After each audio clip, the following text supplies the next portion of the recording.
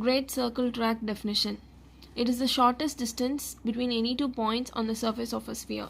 So if you have 2 points A and B on the surface of a sphere, the shortest distance between these 2 points is the length of the arc of the great circle which passes through these 2 points.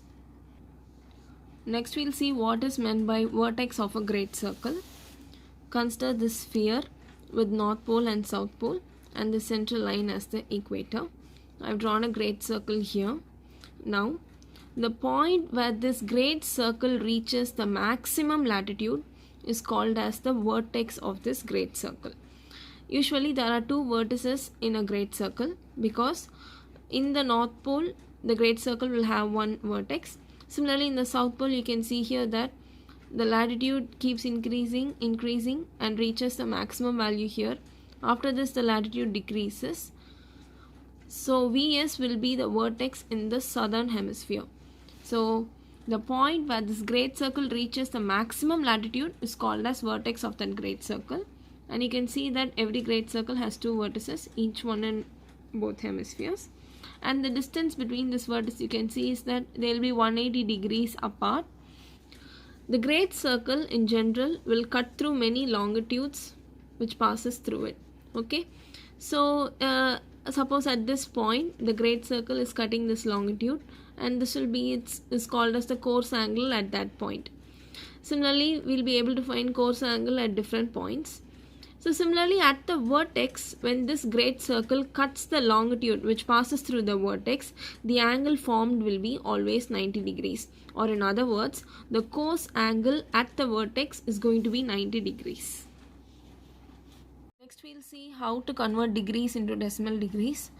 So whenever you're given degrees, minutes and seconds, here's a small formula how to convert them into decimal degrees. Okay, you keep the degrees as such, add minutes divided by 60 plus seconds divided by 3600. So here's an example. I've taken 78 degrees in 11 minutes. So keeping the degrees as such, I'm writing the minutes as 11 by 60. So you'll get 78 plus 0.18333. Adding these two, keep this as such. Now if you are asked to find cos of 78 degrees 11 minutes, convert this 78 degrees 11 minutes into decimal degrees and then find the value. A great circle track westward from 49 degrees 7 minutes south and 75 degrees 50 minutes west has its vertex in latitude 55 degrees south. Calculate initial course and distance to the vertex. So first we'll represent the given question pictorially. So I've drawn a sphere here and the central line denotes the equator, and it's given that a great circle track westward from some point, the point is given in latitudes and longitudes.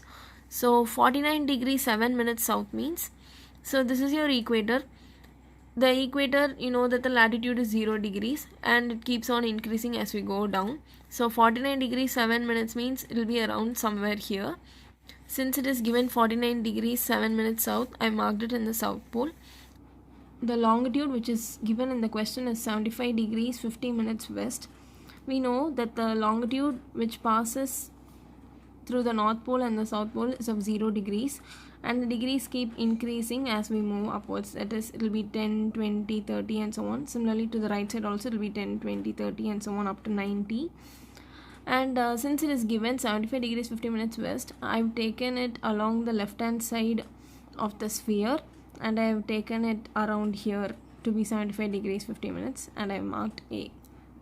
And what else is given is, it has its vertex. A great circle is passing through this point and the vertex of that great circle track is given in latitude 55 degrees south. So this vertex is lower than the point A which we have marked here. So I have marked it just around 55 degrees.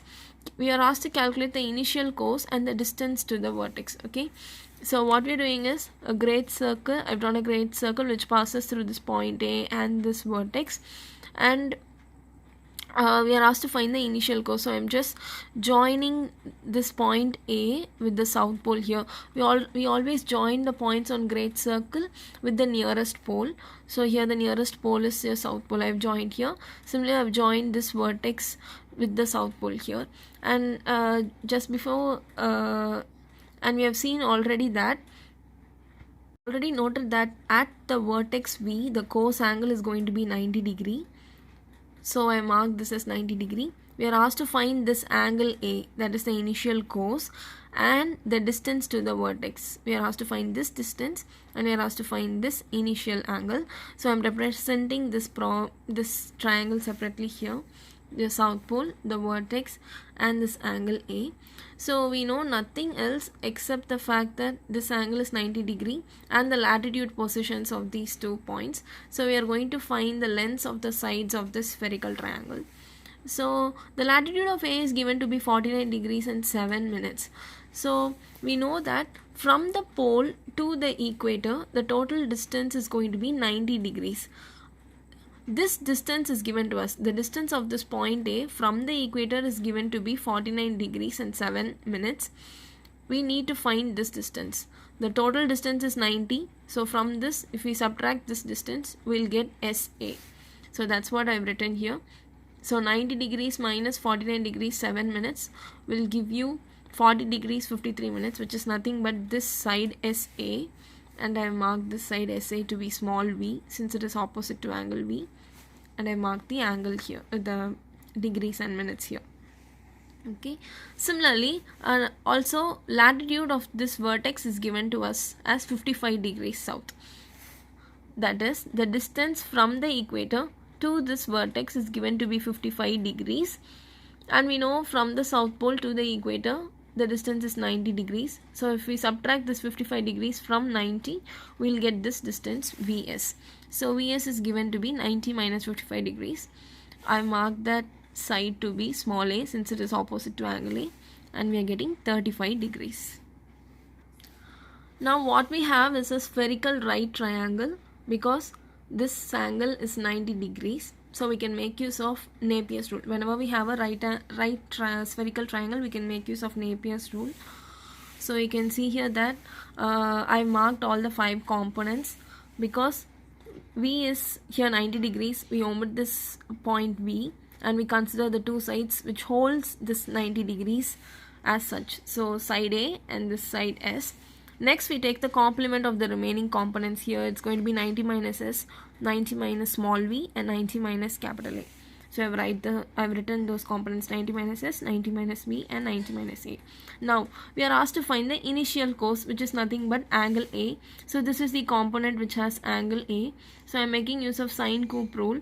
We cannot make use of sine tad rule because if I take this as the middle part, then sine of middle part is equal to tangent of adjacent sides. We don't know the smallest. The smallest is to be found. We have to find capital A also. So we cannot make use of 2 unknowns at the same rule. So I am making use of sine coup rule. That is sine of middle part is equal to cosine of opposite parts. So sine 90 minus A is equal to cos small a into cos 90 minus S. Since this is the middle part, these 2 are the opposite parts. S and 90 minus V are adjacent parts. So I've substituted sine 90 minus A is equal to cos A into cos 90 minus S. We get cos capital A to be equal to cos. The small a value is 35 degrees and cos 90 minus S is sin S. Now we do not know this angle capital S. So in order to find angle A, we need to find angle S. So again we are applying Napier's rule again for this component. Since this only in this component we have S, so I'll take this to be the middle part.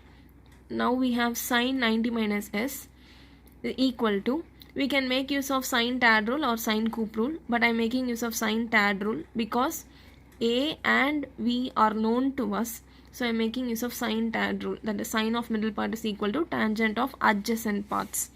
So sine 90 minus S is equal to tan A into tan 90 minus V. Sine 90 minus theta is cos theta, so we have cos S here. So tan 35. Tan 90 minus V is cot V. Similarly, in the next step, cot is nothing but 1 by tan. So I've written it as tan 35 degree divided by tan V, and I've substituted for V, that is 40 degrees 53 minutes. And using the calculator, you can find tan 35 degrees. I've already explained before how to find how to convert degrees into decimal degrees and then use it in the calculator to find tan value. So upon finding it, you will get this answer, and on simplification you get cos s to be 0.808816983. Next you find cos inverse. We have already seen how to convert decimal degrees into degrees and minutes. So after converting, you will get capital S to be 36 degrees and 1 minute. Substitute the value of S in 1. So we get cos A to be cos 35 degrees into sin 36 degrees 1 minutes. Again, after simplification and using your calculator, you arrive at value 0.48167824445. Next you find cos inverse, and converting this into degrees and minutes, we get the initial cos angle to be 61 degrees and 12 minutes. Next, we are asked to find the distance of the vertex. So what is known to us? Small v is known to us, capital V is known, and capital S is known. We are just asked to find small s in the diagram. So by using sine formula, sine small s by sine capital S equals sine small v by sine capital V. And since v is 90 degrees, sine 90 is 1, so this denominator becomes 1. So you're left with sine small s equals sine v into sine capital S. Just substitute the values. Again, using your calculator and simplification, you can find that small s is 22 degrees 38 minutes. We know that 1 degree is 60 nautical miles.